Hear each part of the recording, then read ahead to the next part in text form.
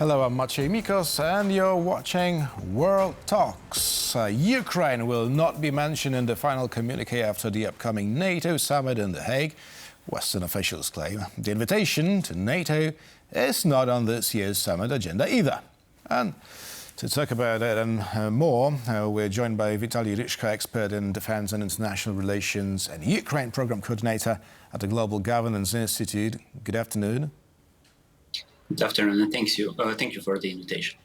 Thank you for accepting our invitation. So, on top of that, what I have already mentioned, President Zelensky has only been invited to an official dinner hosted by the Dutch king. He will not take part in any further proceedings at the summit. What's your take on it?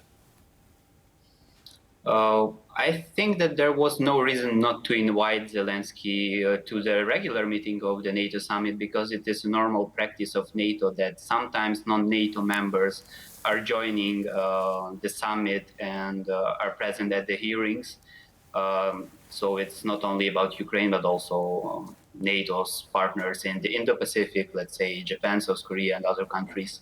So I only have an impression of why it's not being done is simply because there are personal tensions between Trump and Zelensky. I think he doesn't really want to see him at the NATO summit. We know there is a long history of the relationship between the two of them, also during the first presidency with the attempt to impeach Trump, and also we remember the scandal in the Oval Office as well. So the relationship is not an easy one, and also I believe that the US is actually believing, the Trump administration is believing that the NATO enlargement has been really a root cause of this war, of Russia's invasion of Ukraine, and it resonates a lot with Russia's propaganda.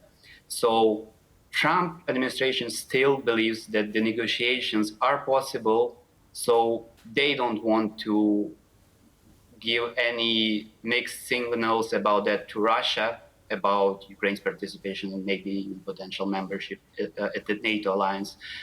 So, yeah. Mm-hmm. Having said that, and knowing that the US is the undisputed leader of NATO, is there a general consensus within the alliance that Ukraine should not be invited to NATO now? And, well, just a second. Before you answer this question, I'd like us both to listen to the Polish president, Andrzej Duda, actually commenting on the matter. Let's give it a listen. As for Ukraine, today on the Polish political scene, this position is unequivocal. We support Ukraine's Euro-Atlantic aspirations. We do not withdraw from this absolutely. Here, both the government side and I speak with one voice on this issue, and we will certainly signal this issue at the NATO summit as well. How many leaders of NATO member states have such a firm stance on Ukraine's accession to the alliance? So, the question is indeed, how many NATO leaders would like to see Ukraine joining the alliance now, and maybe in a few years' perspective?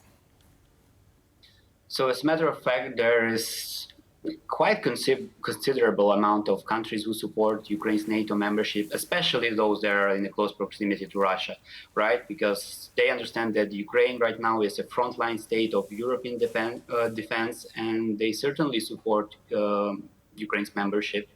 But there are also those who hesitate, especially the key actors in the NATO. As the US, we don't know the position of Turkey.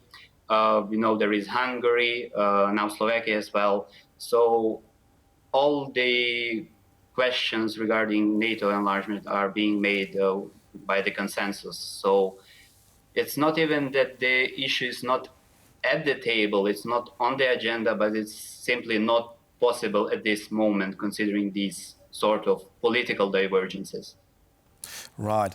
Now, as we already know, President Zelensky will not be taking part in all the proceedings of at the NATO summit in The Hague. However, do you think he'll meet with Donald Trump?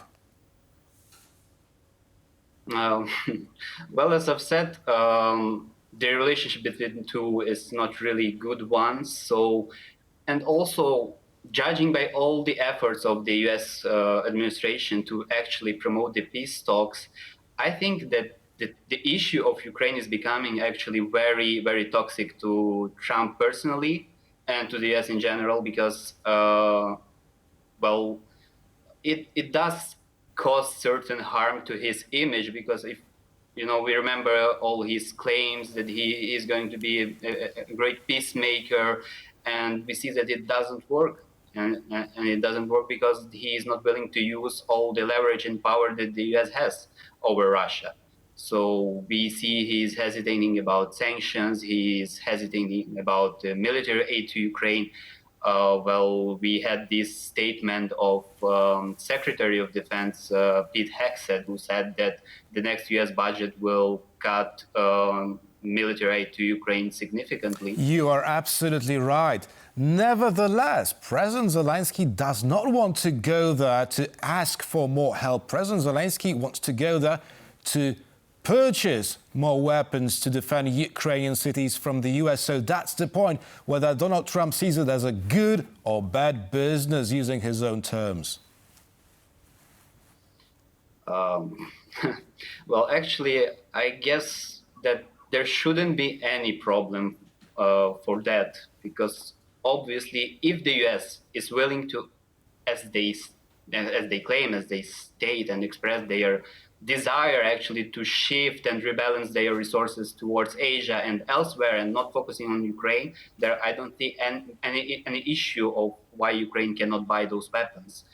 And in order to do that, I guess we all, as Europeans, we have to understand that we are now at a critical juncture. We are, as some analysts already started labeling that, we are approaching the post-American European security order. And for that order to take shape, to be a good one, there has to be a smooth coordination between the US, Ukraine, and the EU or European NATO member states. I see, but what can actually President Zelensky achieve more, apart from the things that he already has achieved? Well, as we said, the meeting with Donald Trump is still under question, but can he ask Europe to do more in order to help Ukraine?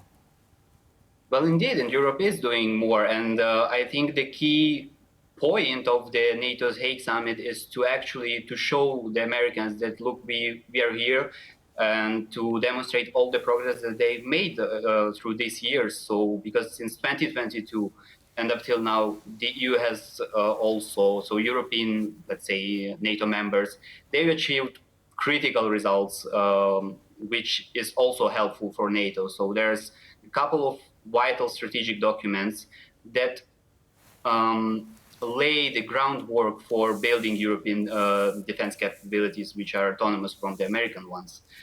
And what Zelensky can achieve at this summit, I guess, is that, and what he would most likely be doing is trying to highlight what is happening right now in Ukraine. So there is an urgent need for more air defenses, for counter-drone weapons. We've seen what has been happening in Ukraine for the past few weeks, so constant attacks on Kyiv and other cities, and a huge number of casualties among civilian population. So I think that would be a key priority for him, is to strengthen the air shield over Ukraine. And both Europeans and Americans have the capacity to do that, I believe. Now, meanwhile, Vladimir Putin is...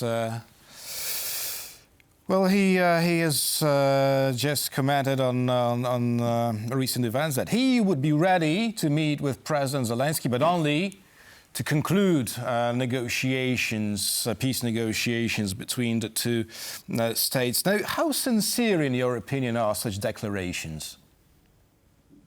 Oh, well, honestly, he is very sincere, because he would only accept Ukraine's capitulation, so there's nothing even to comment on that. And that's actually a very usual practice of Russia, and we've seen that for many, many years, that even if Russia is demonstrating any openness to negotiations, what happens is it usually tries to buy some time. Its troops are continuing their offensives, and he is sending the delegations who don't have the authority to actually sign something on the paper. So I don't see any prospects for diplomacy in the upcoming months, at least until the end of fall, because that's when probably the Russia's offensive will stop, depending also on the weather. Therefore, what do you make of U.S. Special Envoy Keith Kellogg's planned visit to Minsk in order to revive peace negotiations between Ukraine and Russia? No, that's actually a very surprising move, and I don't think it would bring any results because, well, yeah, technically Belarus has been involved as a mediator during this war, but it's not Belarus who has any, let's say, I don't know, leverage over Russia. I mean, they were and are still involved as actually a part of this war because they keep continuing to create pressure on Ukraine's northern border, and also they are taking part in repairing Russia's vehicles and equipment, and etc., etc. So what would be beneficial instead, I think, maybe for the US is to talk with China.